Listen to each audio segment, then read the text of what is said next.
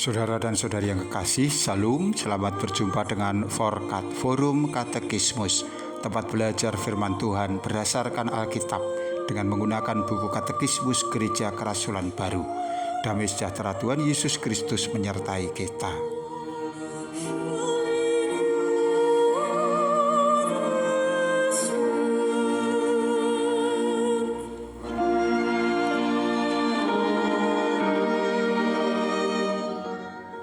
Saudaraku, kita sampai pada edisi yang ke-21.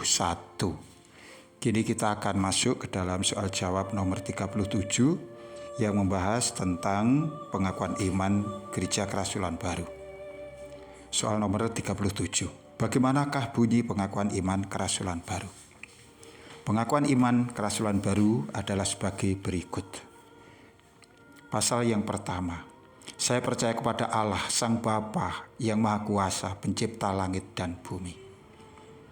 Pasal yang kedua, saya percaya kepada Tuhan Yesus Kristus, Sang Putra Allah yang tunggal, Tuhan kita, yang diterima oleh Roh Kudus, dilahirkan oleh darah Maria, menderita di bawah Pontius Pilatus, disalib, mati, dikuburkan, masuk ke dalam kerajaan kematian, dan pada hari ketiga bangkit dari antara orang-orang mati, naik ke surga dan duduk di sebelah kanan Allah, Bapa yang Maha Kuasa, dan dari sana Tuhan Yesus akan datang kembali.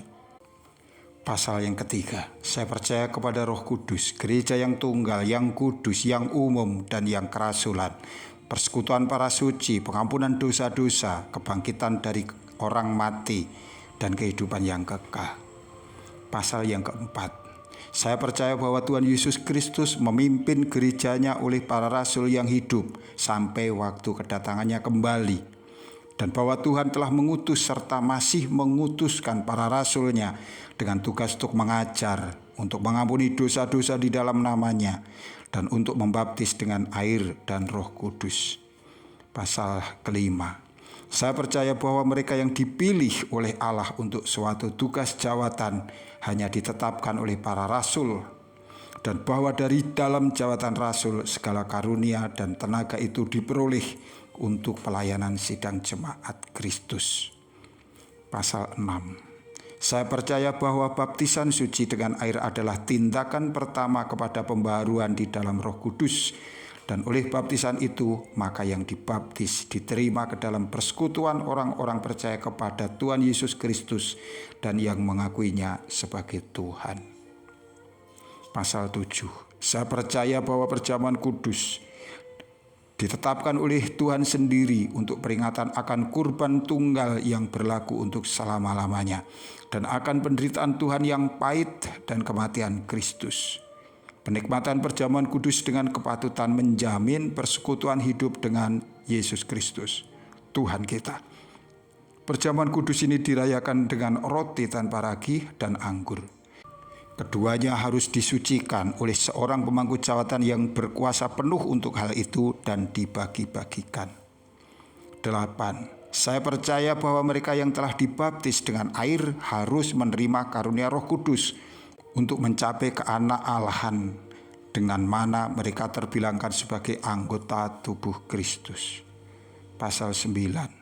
Saya percaya bahwa Tuhan Yesus pasti akan datang kembali sebagaimana Ia telah naik ke surga, dan para sulung dari orang-orang mati dan hidup yang mengharapkan kedatangannya kembali dan dipersiapkan akan dijemput Tuhan, bahwa Tuhan setelah pesta nikah di surga akan datang kembali bersama mereka ke atas bumi untuk mendirikan kerajaan damai-Nya, dan mereka akan memerintah bersama-sama dengan Kristus sebagai imamat rajani.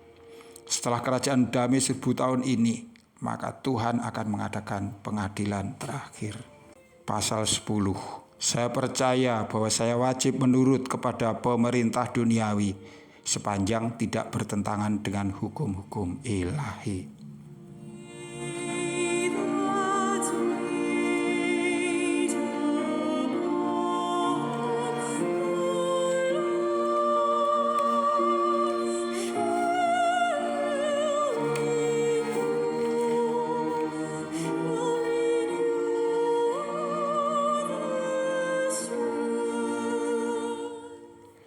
Soal nomor 38. Bagaimanakah pengakuan iman kerasulan baru terbentuk? Pengakuan iman kerasulan baru adalah hasil dari penafsiran kitab suci dan pengakuan iman gereja awal oleh para rasul. Dalam hal isi dan bahasa, bentuknya yang sekarang terbentuk seiring dengan perkembangan pengajaran dan pendalaman pengetahuan. Itu dirumuskan di dalam kesadaran bahwa kasih, kemurahan, dan kemahakuasaan Allah tidak dapat digambarkan secara sempurna. Ini akan senantiasa lebih besar daripada apapun yang dapat dikatakan manusia tentangnya.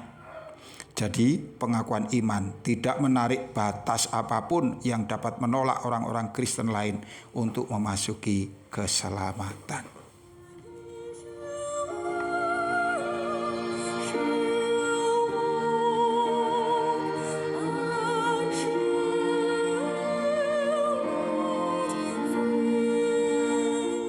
Saudaraku yang kekasih, pengakuan iman kerasulan baru terbentuk dengan berdasarkan Alkitab. Itu adalah penafsiran kitab suci dan juga pendalaman akan pengakuan iman gereja awal yang dilakukan oleh para rasul. Meskipun pengakuan iman ini dirumuskan dengan sangat hati-hati, senantiasa mendengarkan Roh Kudus, namun ini tidak akan pernah bisa dengan sempurna mendefinisikan tentang Allah. Oleh karena itu, pengakuan iman ini tidak menarik batas apapun yang kemudian dapat menjadi alasan untuk menolak orang-orang Kristen lain untuk memasuki keselamatan. Tuhan senantiasa mengaruniakan hikmat kepada setiap orang yang bersungguh-sungguh mencari Dia. Sampai jumpa. Amin.